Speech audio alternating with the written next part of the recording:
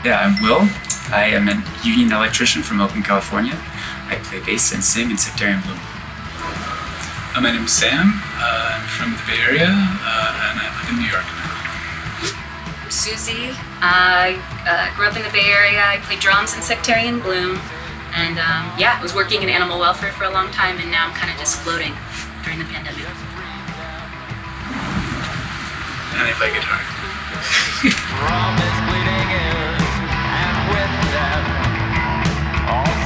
Sam and I were in a band previously called Syndicate, and it was a similar post-punk kind of thing. In addition to that, I've been in other bands, notably Morphine, which is a kind of more hardcore punk thing, which is sporadically active and hopefully active in the future. And then, fly in my eye, but I grew up in the Bay Area, as I mentioned before, and kind of was playing in a bunch of bands like from high school up until now. And I actually met Sam and Will on a tour that my old band, Capital, was a very short-lived kind of hardcore kind of band. I met them when we went on tour with Syndicate. It was a really awesome, just like 5-day tour. All the shows were super fun. It was like one of those trips where you just kind of go out there and you meet everyone else's friends and everyone's awesome. And it was just like kind of one of those tours that left me with a really good feeling. And then fast forward, that was in 2016. Fast forward a couple years later, 2018 rolled around and a bunch of my bands ended. And these guys also were out of a drummer too, so we kind of just linked up that way. We initially had plans to play more consistently, but I had some health issues pop up. I got a concussion, I had to take care of that. I dealt with dizziness. I didn't know if I was gonna be able to play drums consistently again, but here I am, and we're creating music, we're playing, we have plans to travel, and things are looking up. So yeah, it's been really fun playing with both of them. So Sectarian Bloom, we started jamming, I guess, in 2018, like fall of 2018 about. We got maybe about 3 or 4 months of playing in, and then I ate shit one day and got a head injury, basically. I didn't know when I was going to be better. There were definitely every few months I would try to link up with them to see if I could play, but I was getting really dizzy. It wasn't good for my head. So it's kind of like it was an on and off process of when we actually could jam. Finally, we had our first show in, I believe, November of 2019. And then we played a couple really fun shows between then and March 2020. Our last show during that time was with Otzi and also with Spectres. So that was such a fun show at Church of the Buzzard. Otzi and Spectres both, I think, had releases at the time on Artifact Records. That was a special moment, I think, to share, and that definitely made us feel like a band again. And then, during the pandemic, we haven't really been able to get together to play as often as we would like. We didn't even try to get together until maybe August or so of last year. And then even then, other stuff came up. I was still kind of having this back and forth with health stuff. We all had kind of our separate lives. But thankfully, the last few months, we've been able to link back up again and play and write new stuff. We're getting ready to record this weekend. So looking forward to putting more music out there.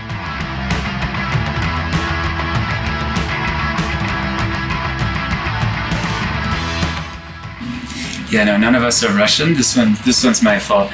It's purely an aesthetic thing, really. It has everything to do with my love for Viktor Tsoi and Kino and similar Soviet artists at the time, like Yanka Dyaleva and many others. I think because of that, I had some interest for a little while in learning Russian. I started learning the alphabet. I was very proud of myself for sounding Sectarian Bloom out phonetically. And I showed it to a Russian friend of ours who politely insisted that we should instead just have a direct translation of it. So, yeah. 7, 3, 1. So No Silence, Sounds of the Underground is an excellent compilation. We're really happy to have been included on it. Proceeds for it went to a Kentucky chapter of Black Lives Matter, and also something called the Florence Project, which gives legal assistance to undocumented people detained at the border. So anything like that, any causes like that, we're definitely happy to assist in. As a band, we didn't really have a chance to develop that side of our activity just because of COVID and the timing of that. But in terms of in the future, we absolutely look forward to benefit shows and whatnot. Thus far, we've donated a lot of our proceeds to an organization called the Anti-Repression Community, Bay Area Anti-Repression Community. They've been around for a long time, for many different struggles. And actually, what they do is they just give direct legal assistance to people that are arrested at demos. So for us, it was just like a really clear, indirect way to assist at that time with the struggles that were happening in May and June of 2020. I guess as individuals, all of us have been active in different things as well. Currently, right now, I help out with a number of different things. I guess mainly there's a kind of social center bar collective kind of thing, which is mainly it's kind of a hub for different radical projects and different struggles organizing spot. And I actually was able to put my skills as an electrician to work and do a lot of the construction for that. It took a long time, but it's a really great resource. Basically, any different groups of progressive variety can use it for organizing. One of which is a Kurdistan Solidarity Group, and I'm active in that as well. And so that's on top of being present at whatever demos are happening at any given time. And that same center is something that's kind of interesting too. And as Will mentioned, they a lot of times will lend out their space for different groups to get together. One thing that kind of gives a lot of, I guess, context for me within the band is the fact that we kind of started gearing back up, like I said, in fall of 2019. And at the same time, that was around the time that the essentially the social revolution in Chile sparked up, something that is, I guess, very close to my heart, just in terms of my family being from there. They came here as refugees. My dad was in concentration camp. We have a history tied to a lot of the horrible things that were inflicted on the people there. So it was a very powerful movement to see kind of come to life, and then to be able to play with both of these guys. That was just really fun. I definitely, as an individual, from here, tried to spread awareness, donated funds, participated with this one group in Berkeley out of La Peña Cultural Center. They were doing their own fundraising there. So I tried to participate when I could. But I think as individuals, we definitely try to keep up with what's going on and try to have a positive impact in what's going on around us. And I think that also kind of reflects on the band.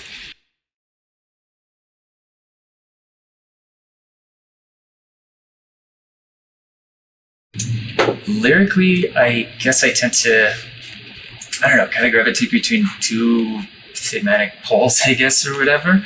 That being like an excitement for struggle and being inspired by struggle, anything that's happening that might be happening in the world. But the other is state repression. I mean, I have some personal history with this. Definitely people I care about a lot. I've had much more severe history with this. And it's always a consequence of any remotely successful struggle at all. And because there are, needless to say, many clear, awful problems facing and looming working and oppressed people all over the world, and many struggles will come out of that, we have to remember also that that repression is very much a part of that process. And I don't know, I think a lot of times when I'm writing stuff too, it can be kind of from a place of defeatism a little bit, and kind of thinking that the historical moment for possibility, it's these, kind of desirable political movements actually developing successfully. The possibility historically that may have passed already, right? I mean, at least it feels that way sometimes, and that's kind of it's a really dark feeling, but it definitely compels me to talk about it in this form, I suppose. So it's kind of like balancing that with also like a kind of a need to kind of generate kind of excitement around struggle itself as well, because we have to. There's a lot of really terrible problems coming. Yeah. I definitely will say that playing music with both Sam and Will, I feel like our songs always end up kind of coming out with this sort of duality. There's, like Will mentioned, there's this idea of, specifically Will cite like repression or talk about capitalism, different things that affect not only us as individuals, but people we deeply care about. And I think it's been interesting to see that kind of surface in the songs. And a lot of times Will have kind of like the core of the song already there, the general idea of the lyrics, all that there. And then, Sam and I will come in and kind of, I guess add our little bit to it. But one song that comes to mind is probably Because We Like It. I think that one is probably the most interesting because, you end up seeing, you end up listening, if you listen to the lyrics, you kind of end up understanding kind of like two sides of one struggle. And, I don't know, it's an interesting song in that sense. Yeah. But you'll hear his voice take one side and my voice take the other. And then we finish it together. So. Should we talk about that song a little bit? Or? Yeah, let's talk. I guess so. Yeah, Sure. might as well.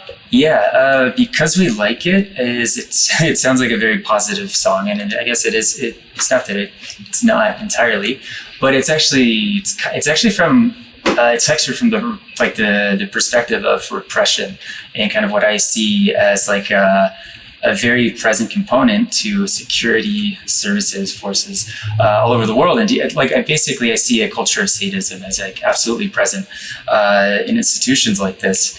And again, when facing the very real possibility of this coming into our lives, it's something that I thought about a lot. And so it also has to do with how, well, from that, it kind of names a number of different movements, like actually incredibly divergent ones, some of which we have nothing to do with at all. But basically, from the state's perspective, it's just like it doesn't, to a degree, like ideology is not that important. It's just about managing this really horrible disaster that we're experiencing and keeping a lid on social tension as much as possible.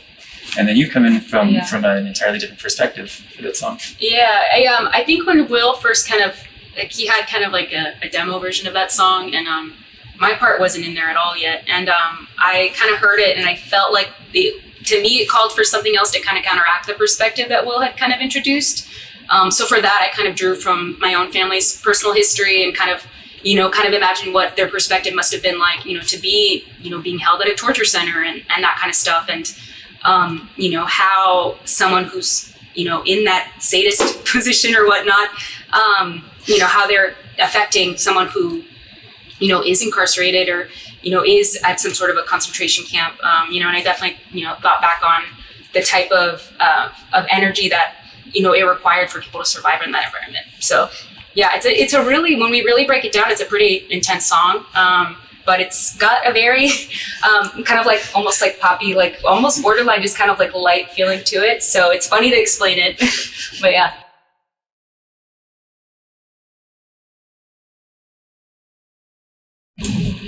So we're headed to record an album this weekend actually, which we're all really excited about.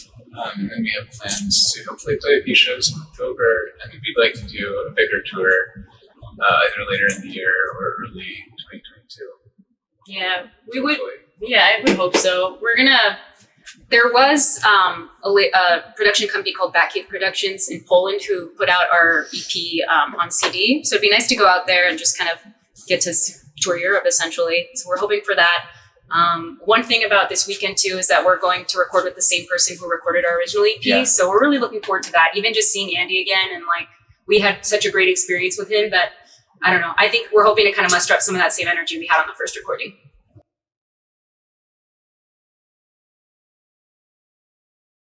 So at the moment, we don't necessarily have anything specific to communicate other than please keep in touch with us.